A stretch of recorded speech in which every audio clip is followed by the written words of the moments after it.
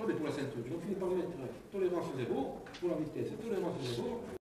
L'objectif de cette journée est de sensibiliser l'ensemble des acteurs qui sont dans le monde du travail et du bâtiment plus particulièrement à la dangerosité de toutes les situations auxquelles ils sont confrontés, notamment dans le cadre de la coactivité. Qu'est-ce que c'est que la coactivité? Bien, il s'agit de moments dans la construction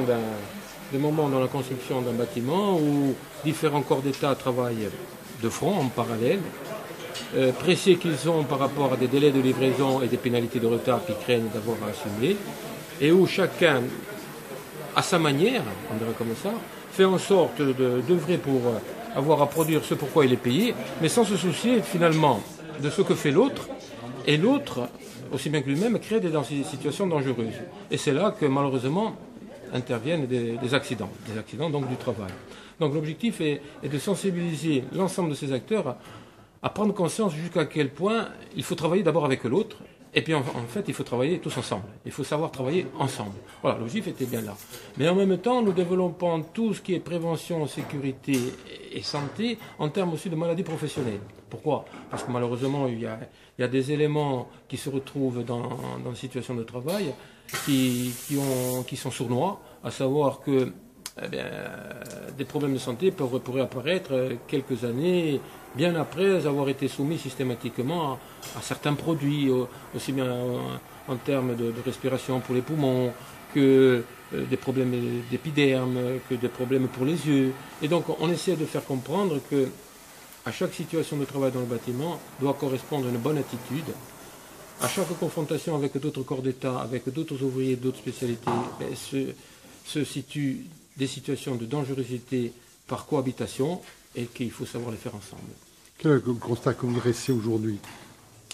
Bien, le constat indique qu'il y a eu un progrès. Indéniablement, il y a eu un progrès au niveau des attitudes et de la préoccupation qu'ont les chefs d'entreprise. Il est indéniable. Il est indéniable qu'avec le concours de différents organismes de prévention et de sécurité, comme le PPDTP, avec les missions de santé, prévention, sécurité sur les chantiers, les SPS, les coordinateurs SPS, avec les organisations professionnelles qui œuvrent dans ce cadre-là, il est indéniable qu'il y a eu des progrès pour conscientiser qu'on ne pouvait plus lâcher des employés, des ouvriers, fussent-ils qualifiés, sans à minima un équipement de protection individuelle. Ceci est acquis. Est-ce que maintenant les ouvriers, les employés qualifiés ont toujours le réflexe à se les mettre pour se préserver? Ça, c'est bien moins vrai.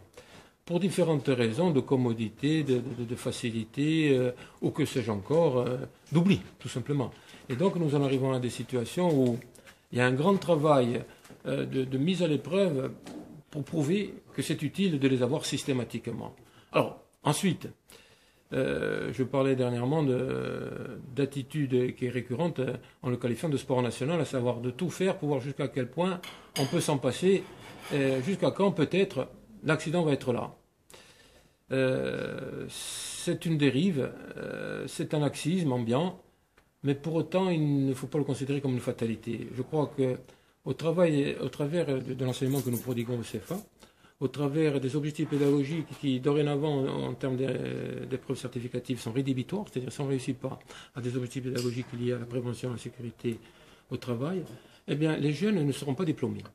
Donc on arrive à, allez, on dira, degré de force, mais plus volontiers degré, à faire progresser. Alors maintenant, ce progrès, il est vraisemblable que nous verrons d'ici 5 ans, 10 ans, 15 ans, pratiquement une génération, si les effets sont positifs. Je serais tenté de dire d'une manière très humble, parce que j'étais beaucoup plus jeune à cette époque, que je ne pense plus qu'on travaille comme on travaillait dans les années 60-70. Je ne crois pas. Néanmoins, les statistiques sont parlantes. En 2012, près de 500 accidents. Quand on compare ça aux accidents de voiture où il y a des victimes, ça pose question, c'est effrayant, en Corse.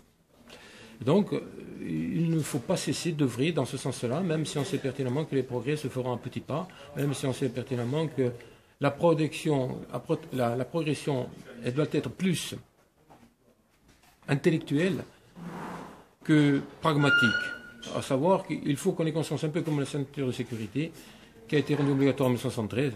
Eh bien, 40 ans après, on commence à en avoir une utilisation qui est devenue un réflexe acquis. Voilà, notre objectif il est là, d'obtenir un réflexe acquis.